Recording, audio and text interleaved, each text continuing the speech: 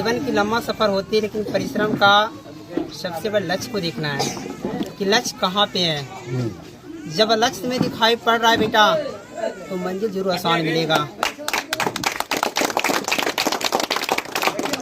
और यदि लक्ष्य दिखाई नहीं पड़ रहा है तो लाख जतन तुम परिश्रम करोगे कुछ नहीं कर पाओगे।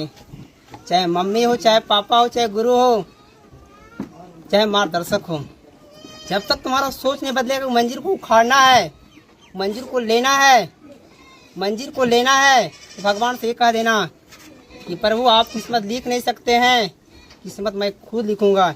इतना मेहनत कर दो बेटा,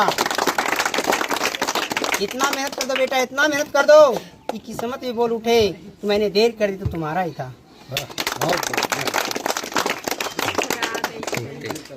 मैंने जीवन में क्या परिश्रम किए सर, मैं नहीं कर सकता हूँ। ये दुनिया जानती है, दुनिया का नज़ारा जानती है, और जिस रास्ता से मैं चलता हूँ दुनिया के नज़ारा जानती है। मैं कुछ इसके बारे में नहीं कर सकता हूँ।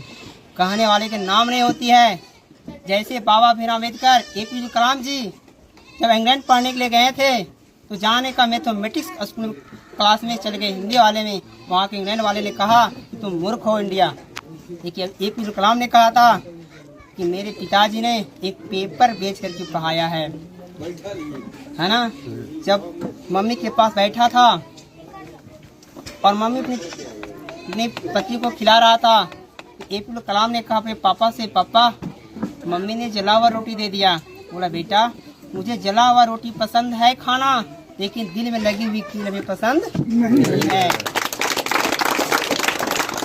इसलिए बेटा मेहनत करो, संघर्ष करो, एक दिन परिश्रम चूमेगा। और हमेशा नज़ारा कभी भनक लगने मत दो, भनक मत लगने दो, मत लगने दो। लोग कहता है IAS IPS में 18 घंटा पढ़ती है, मैंने 4 घंटा पढ़ता था। मैंने 4 घंटा में मैंने IAS का क्वालिफाई कर चुका हूँ।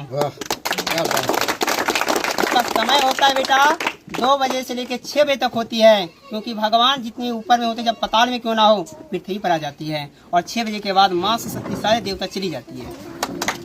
चाहे 6 बजे के बाद कुछ भी करो, चाहे खेत में पढ़ाई करो, चाहे लफागिरी करो, चाहे कुछ भी करो, लेकिन 4 बजे उठे हैं, 2 बजे उठे हैं, सारा कंडीशन वे कर लेगी।